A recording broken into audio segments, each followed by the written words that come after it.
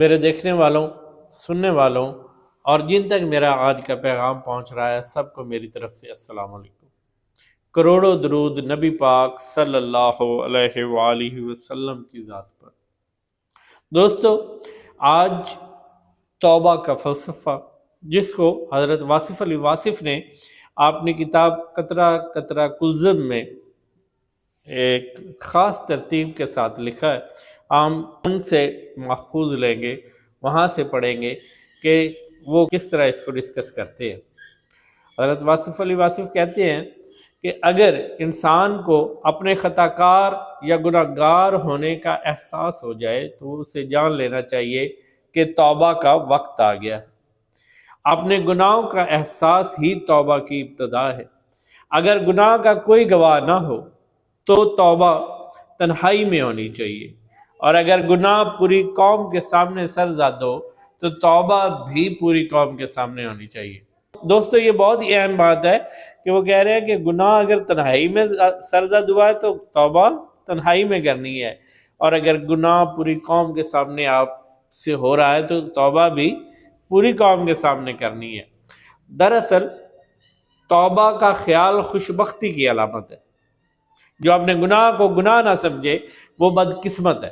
بہت اہم بات کر رہے ہیں یہاں پہ حضرت واصف علی واصف کہ جو اپنے گناہ کو گناہ نہیں سمجھتا وہ بدقسمت ہے۔ شیطان کو اپنی غلطی پر توبہ کا خیال نہیں آیا اور ہمیشہ کے لیے لعین و رجیم ہو گیا وہ۔ اب دیکھیں نا، شیطان سے غلطی ہوئی اور اس نے توبہ نہیں کی تو کیا ہوا؟ ہمیشہ کے لیے اللہ کی بارگاہ سے دھتکار دیا گیا۔ انسان حکم اور دولیوں پر توبہ کرتا رہتا ہے، اسی لیے اشرف المخلوقات ہے۔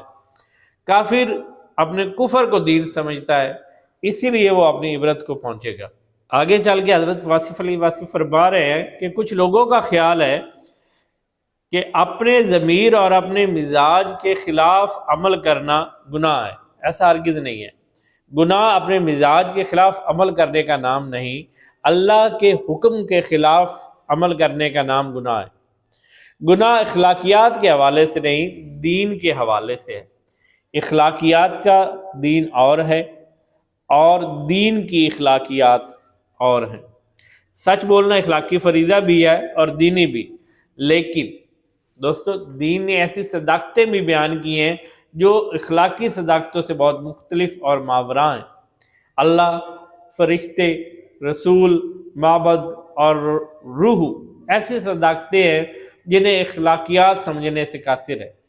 اخلاقیات انسان کے بنائے ہوئے ضابطۂ حیات کا نام ہے، اور دین اللہ کے عطا کیے ہوئے ضابطۂ حیات کا نام ہے۔ اور گناہ کیا ہے؟ یہاں پہ حضرت واصف علی واصف آگے چل کے فرماتے ہیں گناہ اللہ کے فرمان سے انکار کا نام ہے۔ حضرت واصف علی واصف فرماتے ہیں اللہ اور انسان کے مزاج میں بڑا فرق ہے۔ خالق اور مخلوق کے درجات کے علاوہ بھی فرق ہے۔ اگر تھوڑی دیر کے لیے دنیا کی حکومت کسی عالم کو یا کسی مولوی کو دے دی جائے تو وہ اس دنیا میں کیا کیا تبدیلیاں لے کر آئے گا؟ دوستو، سب سے پہلے وہ کیا کرے گا؟ وہ کافروں کو نیست و نابود کر دے گا، یہودیوں کو فی النار کر دے گا، غیر اسلامی معاشرے کو تباہ و برباد کر دے گا، غرض کہ اس کی خواہش ہوگی کہ یہ ساری دنیا اس جیسی مسلمان بن جائے۔ یہ انسان کی خدائی ہے۔ اللہ کی خدائی وہ ہے جو اللہ کے ہاں پسندیدہ دین اسلام ہی ہے، لیکن کافروں کو پیدا کرنا، انہیں طاقت اور قوت دیتے رہنا اور مسلمانوں کی جو حالت ہے اسے خاموشی سے دیکھتے رہنا اللہ ہی کا کام ہے۔ انسان اور خدا کے عمل میں جو فرق ہے اس پر غور کرنا چاہیے۔ ہماری جو مرضی اللہ کے علاوہ ہے وہ غلطی ہو سکتی ہے، اور اس غلطی سے توبہ کرنا لازم ہے۔ دوستو، حضرت واصف علی واصف آگے چل کے فرما رہے ہیں کہ ہم اپنے لیے ایک زندگی چاہتے ہیں، ایک انداز کی زندگی، اور اللہ ہمارے لیے ایک اور زندگی چاہتا ہے، ایک اور انداز کی زندگی۔ اگر ان دونوں میں فرق ہے تو غلطی موجود ہے۔ اللہ کی پسند کے علاوہ کسی اور انداز کی زندگی کو پسند کرنا گناہ ہے، اور اس سے توبہ کرنا ضروری ہے۔ یہاں پہ وہ بڑی خوبصورتی سے آج کے معاشرے کی طرف اشارہ کر رہے ہیں کہ اللہ کس انداز کی زندگی کو پسند فرما رہا ہے اور انسان کی پسند کون سی زندگی ہے۔ اگر دونوں میں فرق ہے، بہت پیارے انداز میں انہوں نے یہاں پہ الیبوریٹ کر دیا حضرت واصف علی واصف نے کہ دونوں میں جو فرق ہے تو کوئی نہ کوئی غلطی موجود ہے، اور جہاں پہ غلطی ہے وہاں پر توبہ کرنا لازم آ جاتا ہے۔ آگے فرما رہے ہیں کہ پیغمبر خطا سے معصوم ہوتا ہے، کسی پیغمبر کا استغفار پڑھنا عجب ہے۔ نئے مقامات حاصل ہونے پر پرانے مقامات پر استغفار ہے۔ عروج کی منزل استغفار اور الحمد کی منزل ہے، نئی بلندی کا شکر اور پہلے درجے پر استغفار۔ مطلب یہ ہوا کہ ایک مکمل نیک اور وحی الہی کے مطابق چلنے والی زندگی کے لیے بھی استغفار کا عمل منشائے الہی کے عین مطابق ہے۔ دوستو، توبہ اللہ کی رضا کا اصول ہے۔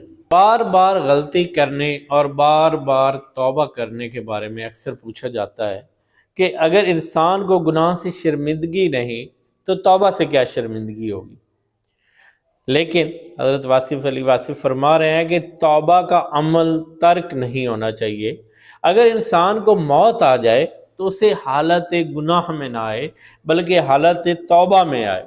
اور کیا خبر کس وقت موت آ جائے؟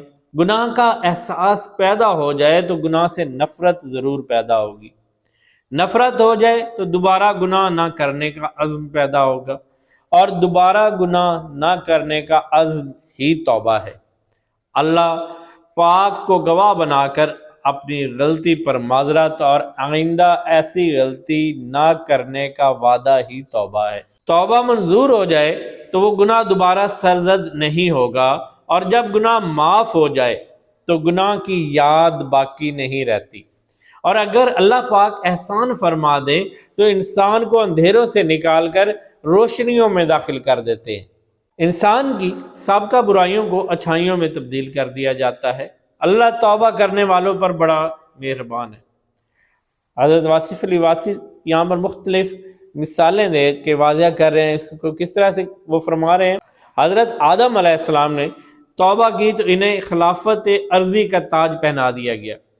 حضرت یونس علیہ السلام نے توبہ کی تو انہیں نجات ملی، اور ہر توبہ کرنے والے کو اللہ کا قرب حاصل ہوتا ہے۔ شرط صرف اتنی سی ہے کہ توبہ صدق دل سے کی جائے اور اپنے آپ کو اس راستے سے الگ کر لیا جائے جس راستے پر دوبارہ غلطی کا امکان ہو۔ توبہ کرنے والے کی زندگی تبدیل ہو جاتی ہے اور اللہ پاک اسے توفیق دے دیتا ہے کہ اس کی توبہ سلامت رہے۔ اور ہمیں ہمیشہ یہی دعا مانگنی چاہیے، اللہ سے توفیق مانگنی چاہیے کہ یا اللہ ہماری توبہ سلامت رہے۔ اور دوسری طرف اگر دیکھا جائے تو وہ حضرت واصف علی واصف فرما رہے ہیں کہ توبہ شکن کہیں کا نہیں رہتا، وہ اپنی نظروں میں گر جاتا ہے، دنیا میں بھی وہ ذلیل و خوار ہوتا ہے۔ یہاں پر وہ فرما رہے ہیں گناہوں میں سب سے بڑا گناہ توبہ شکنی ہے۔ توبہ شکنی انسان کی شخصیت کو اندر سے توڑ پھوڑ دیتی ہے۔ اس کا ظاہری وجود بے خراش ہو تب بھی اس کا اندر کا وجود پاش ہو جاتا ہے۔ دراصل گناہ بالعموم نقصان پہنچانے والا عمل ہوتا ہے۔ انسان نہیں سمجھتا کہ اللہ پاک نے، اس خالق کائنات نے اس کو جس عمل سے روکا ہے اس سے رک جانا ہی سعادت کا ذریعہ ہے۔ آخر میں حضرت واصف علی واصف فرما رہے ہیں جس ڈگری کا گناہ، مطلب جس درجے کا گناہ ہوگا توبہ بھی اسی درجے پر کرنی ہوگی۔ صاحب تاثیر ہے تو اس کی تحریر اس کے نامہ اعمال میں رکھی جائے گی۔ جس انسان کو جو دولت عطا ہوتی ہے اس کی باز پرس ہوگی۔ اب یہ ان لوگوں کے لیے ہے جو آج کل انفلوئنسر ہیں، جو میڈیا پر ہیں۔ میں سمجھتا ہوں کہ یہ الفاظ ان پر بالکل فٹ آ رہے ہیں۔ کہتے ہیں کہ صاحب تاثیر، جن لوگوں کی رائے سے لوگوں کی رائے بنتی ہے، ان کے لیے ان کے الفاظ کی باز پرس ہوگی۔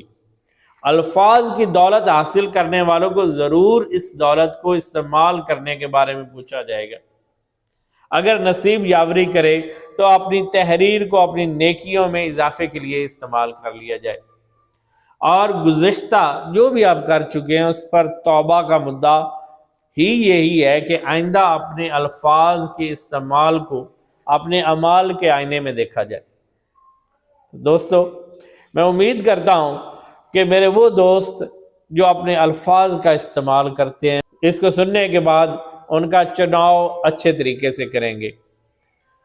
آج کا یہ پیغام ہم سب کے لیے مفید ثابت ہوگا۔ خود سنیں، اپنے دوستوں سے شیئر کریں اور میرے چینل کو سبسکرائب کریں تاکہ ہماری یہ کاوش جو ہے آپ لوگوں تک پہنچتی رہے اور لوگوں کے لیے بھلائی کا سبب بنتی رہے۔ انشاءاللہ آپ سے اگلے ولاگ میں ملاقات ہوگی، تب تک کے لیے اللہ حافظ۔